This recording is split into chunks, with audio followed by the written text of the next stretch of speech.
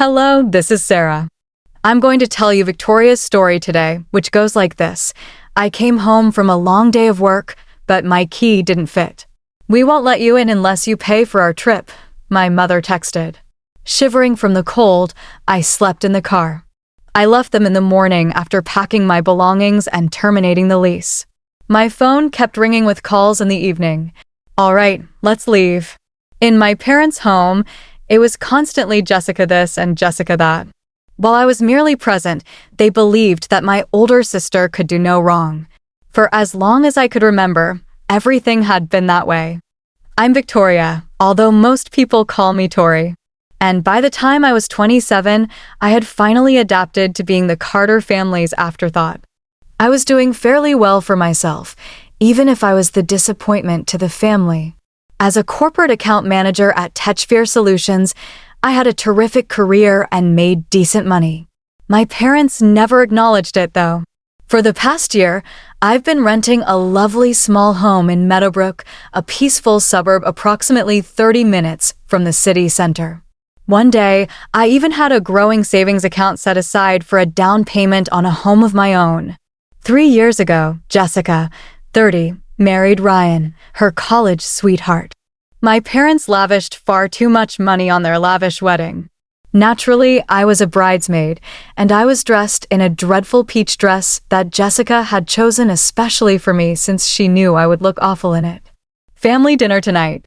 On a Tuesday morning, my mother texted me, "Don't be late like last time."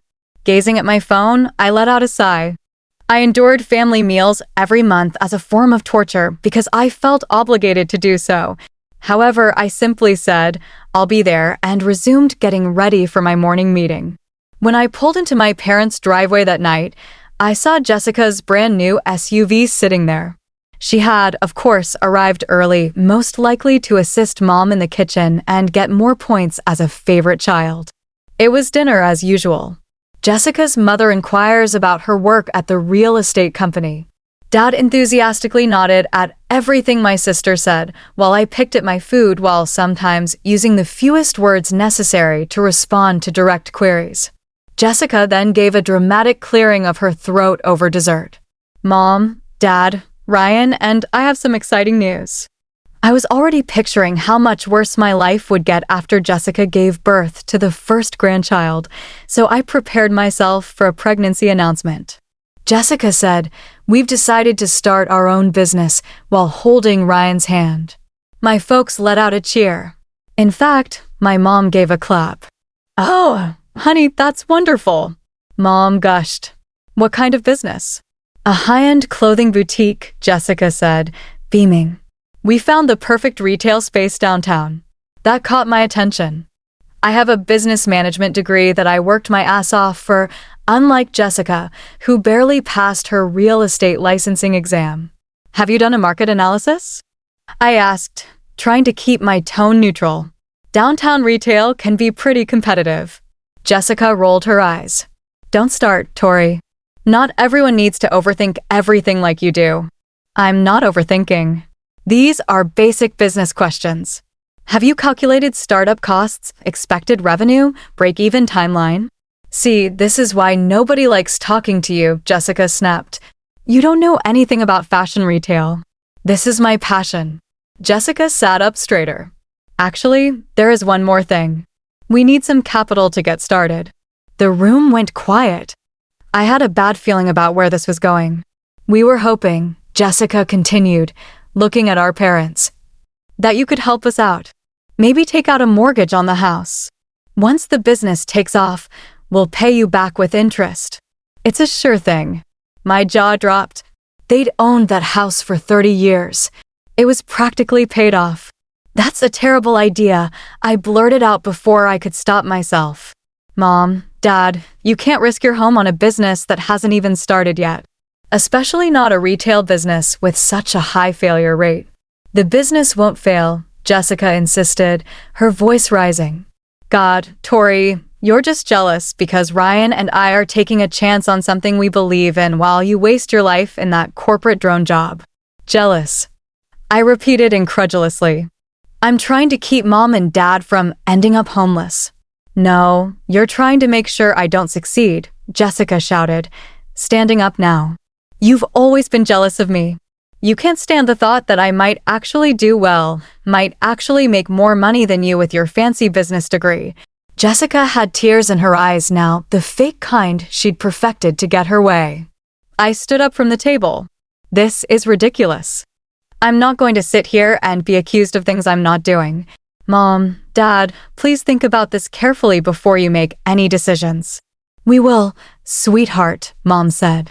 But her tone made it clear whose side she was on. I said goodbye to my parents, ignored my sister and her husband, and left. Driving home, I couldn't shake the sinking feeling in my stomach. I knew exactly what was going to happen. Jessica would cry and manipulate. My parents would give in, and somehow I'd be the bad guy for trying to prevent a disaster. 3 weeks later, my phone rang while I was in the middle of a work presentation. I ignored it, but when it rang again immediately, I excused myself. Hello, Victoria. It was my father, using my full name. He sounded tired. We gave Jessica and Ryan the money for their business. I closed my eyes, leaning against the wall. How much? We refinanced the house. $200,000. Jesus, Dad. It'll be fine. They have a solid business plan. Jessica showed us everything. I bit my tongue to keep from saying what I really thought.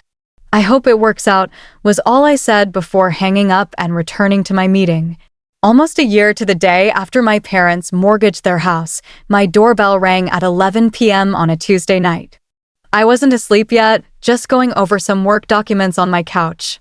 When I opened the door, I found my parents standing there looking like they'd aged a decade. Mom's eyes were puffy from crying, and Dad seemed smaller somehow, hunched over with an empty look in his eyes. We lost the house, Mom said, her voice barely above a whisper. I didn't say, I told you so. I wanted to, but the broken look on their faces stopped me. Come in, I said instead, stepping aside. That night, I gave them my spare bedroom. We didn't talk much. They told me the bare minimum. Jessica and Ryan's boutique had failed after 8 months. They'd blown through the money with overpriced inventory, a ridiculous lease, and some business trips to fashion shows that were really just expensive vacations. When the business went under, my parents couldn't make the mortgage payments. The bank had given them notice that morning. The next day, I called my boss and requested to work from home. I helped my parents bring over what little the bank had allowed them to take from the house, family photos, some clothes, Mom's china that had been a wedding gift from her mother. It's just temporary, Dad kept saying as we carried boxes into my rental house. Just until we get back on our feet. I nodded, not trusting myself to speak without saying something I'd regret. 2 weeks later, another bombshell dropped. I came home from a rare day at the office to find Jessica and Ryan's car in my driveway. My sister was sitting at my kitchen table like she owned the place, with Ryan slouched beside her. There she is, Jessica said with a tight smile that didn't reach her eyes. What's going on? I asked, setting down my laptop bag. Mom emerged from the kitchen with a cup of tea. Jessica and Ryan need a place to stay for a bit. Their landlord evicted them because they're behind on rent. And you told them they could stay here in my house. I tried to keep my voice level. We're family, Tori, Dad said from the living room, not looking away from the TV. Family sticks together. I looked at my sister. She had the decency to at least appear slightly ashamed, though I knew her well enough to know it was an act. We'll help out, she promised. I'll clean and Mom will cook for everyone. You won't even know we're here. What could I do? Throw my homeless family onto the street? So I agreed to their arrangement. Mom would handle the cooking, Jessica would clean on weekends, and I would buy groceries for everyone. Dad and Ryan would, well, they didn't actually offer to do anything. The first month was manageable. I worked late most nights anyway, so I'd come home to find dinner ready. Everyone would eat together, make awkward small talk, and then retreat to their assigned spaces. My parents in the spare room, Jessica and Ryan in the converted den, and me in my bedroom. The house was small for 5 adults, but we made it work. But by the second month, cracks started to show. I'd come home to find the dinner dishes left unwashed in the sink.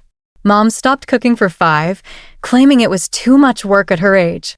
Instead, I'd arrived to find my parents had made dinner for themselves, and Jessica and Ryan had done the same, both meals made with the groceries I'd paid for. Meanwhile, there was nothing left for me. After the 3rd night in a row of finding an empty refrigerator when I got home from work, I started eating at the cafe near my office before heading home. It was an added expense I didn't need, but it was better than going hungry. Jessica's promised weekend cleaning became more and more sporadic. She always had an excuse. She was too tired from her new part-time job. She had a headache. She was meeting friends to network for better employment opportunities. One Saturday morning in the middle of the 3rd month, I'd had enough. Instead of going to the grocery store as I did every weekend, I stayed in bed reading a novel I'd been trying to finish for weeks. By afternoon, my family returned from visiting some relatives to find the refrigerator empty. Mom stormed into my room without knocking. "There's no food in the house," she said accusingly. "It's Saturday. You always do the shopping on Saturday." "I decided not to today," I said, keeping my voice casual. "And when were you planning to tell us?" "We're hungry." I set my book down. I'm tired of buying groceries that disappear before I can eat any of them. From now on, everyone can buy their own food. Mom's face turned an alarming shade of red. "After everything we've done for you." "Done for me?" I cut her off. "You're living in my house rent-free. All I asked was that you cook and Jessica clean. Neither of those things is happening anymore." She turned and stormed out. I could hear her complaining to Dad and Jessica in the living room, their voices rising in indignation. I put in my earbuds and went back to my book. The silent treatment lasted a week. It was childish but strangely peaceful. I bought my own groceries and put them in a small mini fridge I purchased for my bedroom. I came and went from the house, and no one spoke to me. Eventually, the Cold War in my house thawed. My mother approached me one evening as I was heading to my room with my takeout dinner. "Victoria, can we talk?" she asked, using my full name as she always did when trying to be serious. I nodded and followed her to the kitchen table. Dad, Jessica, and Ryan were already sitting there looking solemn. "We've been thinking," Mom started, glancing at the others for support. "Things haven't been going well lately. We want to fix it." Jessica chimed in, her voice softer than usual. "We know we haven't been pulling our weight." I raised an eyebrow but stayed silent. "We'd like to go back to our original arrangement," Mom continued. "I'll cook dinner for everyone, and Jessica will clean on weekends if you'll start buying groceries again." I studied their faces, trying to determine if they were sincere. Dad couldn't quite meet my eyes. Ryan was fidgeting with a paper napkin. Jessica was doing her best to look contrite, though I could see the calculation behind her expression. "Why the sudden change of heart?" I asked. "We miss being a family," Mom said. "And let's be honest, none of us can afford to keep buying separate groceries." At least that was honest. I considered my options. The truth was, I missed proper home-cooked meals too. And the silent treatment, while peaceful, was also lonely. Okay, I finally agreed. But if things slide again, that's it. I'm not going to be taken advantage of in my own home. They all nodded eagerly, and just like that, we were back to our original arrangement. For a few weeks, everything ran smoothly. Mom cooked hearty dinners. Jessica cleaned thoroughly on weekends, and I kept the refrigerator stocked. We weren't exactly the Brady Bunch, but it was tolerable. Then, one evening in early November, I noticed a shift in the atmosphere when I came home. Mom, Dad, Jessica, and Ryan were already seated at the dinner table, but they fell silent when I entered the room. They exchanged glances as I hung up my coat and washed my hands. "What's going on?" I asked, taking my seat at the table. Mom served the lasagna she'd made with a smile that seemed too bright. "We were just talking about Thanksgiving." "It's only 2 weeks away." "Right," I said, accepting the plate she handed me. "I'll have to work the day before, but I should be able to help with the cooking on the actual day." Another set of glances were exchanged around the table. Actually, Jessica said, setting down her fork, we were thinking of doing something different this year. We thought it might be nice to get away. Just a little vacation to clear our heads after everything that's happened this year. I paused mid-bite. A vacation where? There's this lovely resort in Sedona, Dad said, suddenly animated. They have a special Thanksgiving package with all the traditional food, but none of the work, plus hiking, spa treatments, the works. Sounds expensive, I commented, looking around the table. Silence descended again, broken only by the sound of forks against plates. So, I prompted when no one spoke. Are you asking if I want to join you? Because I already mentioned I have to work that week. Oh, we know you can't come, Jessica said quickly. That's why we thought it would be a perfect time for us to go, so you don't feel bad about missing out. I set my fork down. If you all know I can't come, why are you telling me about this vacation plan? More uncomfortable silence. You want me to pay for it? I said flatly, realization dawning. That's what this is about. Mom reached across the table and patted my hand. Not pay for it? Exactly. Just help out a little. We all need a break, Tori. It's been such a hard year. You want me to fund a vacation that I'm not even going on? You can afford it, Jessica said, a hint of her usual entitlement creeping back into her voice. We all know how much you make.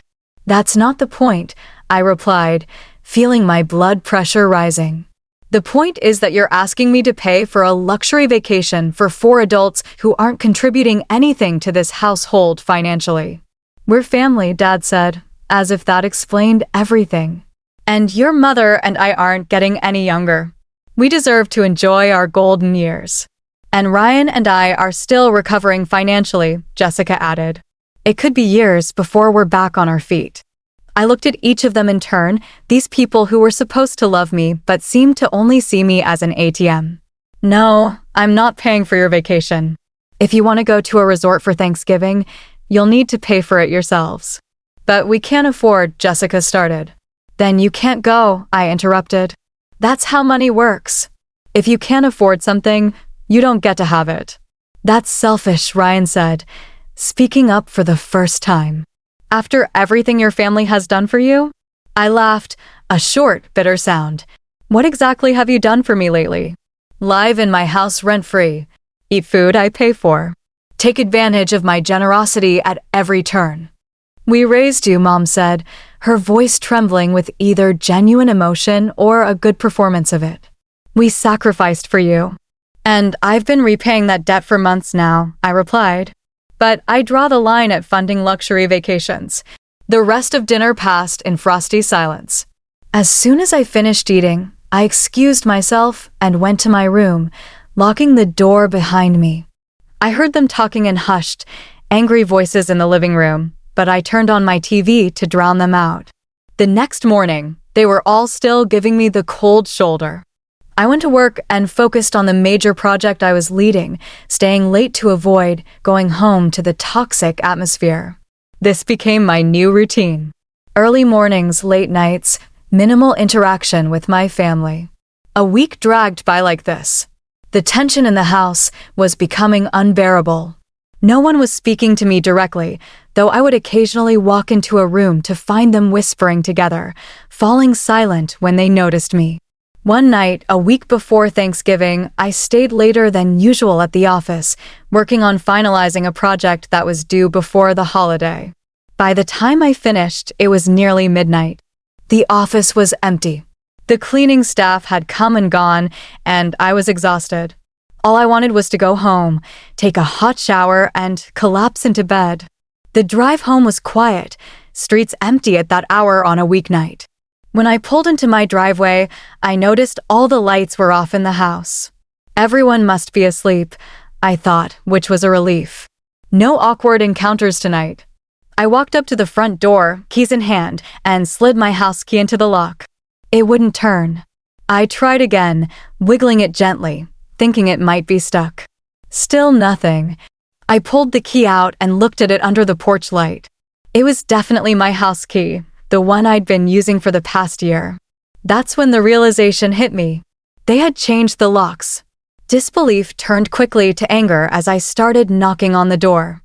When no one answered, I rang the doorbell repeatedly, holding it down until the chimes became one continuous, annoying sound that would surely wake everyone inside. Still nothing. But then I noticed movement behind the curtains. Someone was home and awake, watching me but refusing to answer. I pounded on the door. "I know you're in there. Open the door right now." No response. I stepped back and looked up at the second floor. The light in my parents' room flickered briefly as someone peeked through the blinds. My phone buzzed in my pocket. A text message from my mother. "We won't let you in until you agree to pay for our vacation. This is for your own good, Victoria. You need to learn to be less selfish." I stared at the message, unable to process what was happening. My own family had locked me out of my own house, the house I was paying for, to extort money from me. I could have called the police. It was my house, after all. I had the lease with my name on it, but something stopped me. Maybe it was the last thread of family loyalty I still possessed. Or maybe it was just exhaustion. Instead, I returned to my car, turned the heat on full blast, and tried to make myself as comfortable as possible in the driver's seat. Sleep came in fitful bursts, interrupted by the cold that crept in whenever the engine turned off to save gas. At dawn, I woke fully, stiff and shivering. I watched as lights came on in the house and figures moved behind the curtains, morning routines happening inside my home while I sat locked out in my car. Around 7, the front door opened and my mother stepped out. She approached my car with a smile that made my blood boil. I rolled down the window just enough to hear her. "Have you had time to think about our conversation?" she asked pleasantly, as if she hadn't forced me to spend the night in my car. I nodded slowly, my mind suddenly crystal clear despite the sleepless night. "Yes, I have." Her smile widened. "Good. Then you can come back inside now." I got out of the car, stretching my aching back, and followed her to the front door. Inside, my father, Jessica, and Ryan were sitting at the kitchen table having breakfast. They looked up as I entered, their expressions a mixture of smugness and feigned concern. "Morning, sleepyhead," Jessica said with a smirk. "Want some pancakes?" I didn't respond. Instead, I walked past them straight to my bedroom and closed the door. I called my boss, explaining that I needed to take a personal day for family reasons. He was understanding. I rarely took time off. Then I waited, listening to the sounds of my family getting ready for work. One by one, they left the house, Dad and Mom to their part-time jobs, Jessica and Ryan to whatever they did during the day. Finally, around 9 o'clock, the house was empty. I moved quickly from my closet. I pulled out the suitcases I'd kept from my last vacation. I packed methodically clothes, toiletries, important documents, a few sentimental items. Everything else could be replaced. Next, I called my landlord. "I need to terminate my lease," I told him. "Is something wrong with the house?" he asked, sounding concerned. "No, it's a family issue. I need to move out." I explained the situation briefly, leaving out the more humiliating details. "The lease allows for termination with 30 days notice, but I'm willing to pay for next month in full if you'll let me out now." He was surprisingly understanding. "Keep your family there until the end of the month if you need to. Then I'll take over. No penalty." "Thank you," I said, genuinely grateful. "Could you do me one more favor? Could you come by today and let them know?" I'd rather not have that conversation myself. "Sure thing," he agreed. "I'll stop by this afternoon." With that settled, I loaded my car with everything I could fit. For the larger items, I called a storage facility and arranged for a small unit. Then I texted my friend Emma, who lived across town. She immediately offered her guest room for as long as I needed it. By early afternoon, I was gone. I'd left nothing behind that I couldn't live without. As I drove away, I felt a strange lightness. For the first time in months, maybe years, I didn't have the weight of my family's expectations and demands pressing down on me. That evening, the calls and texts started flooding in. My phone buzzed constantly with messages from my parents and Jessica, ranging from angry accusations to tearful pleas. I ignored them all, eventually turning off my phone completely. The next day at work, the receptionist called up to my office. "Your family is here to see you." I went downstairs to find them waiting in the lobby, Mom crying, Dad holding his chest dramatically, Jessica wringing her hands. I led them outside to talk, not wanting to make a scene in front of my colleagues. They begged and pleaded, promising to change. Mom sobbed about not having anywhere to go when the landlord evicted them at the end of the month. I listened to it all with a detachment that surprised even me. When they finally ran out of words, I responded with a calmness I didn't know I possessed. "You chose this," I told them. "You locked me out of my own home and made me sleep in my car. You can do the same now." 2 weeks later, I was settled in a new apartment across town. I had blocked their numbers and removed them from my social media. The landlord confirmed they had moved out to where I neither knew nor cared. For the first time in my adult life, I was truly on my own, with no one to please but myself. My savings account, no longer drained by supporting 4 additional adults, began to grow again. Maybe I'd have enough for a down payment on my own home sooner than I thought. Sometimes I wondered if I'd been too harsh, cutting them off completely. But then I'd remember the nights spent shivering in my car, the months of being used, the years of being second best. And I knew I'd made the right choice.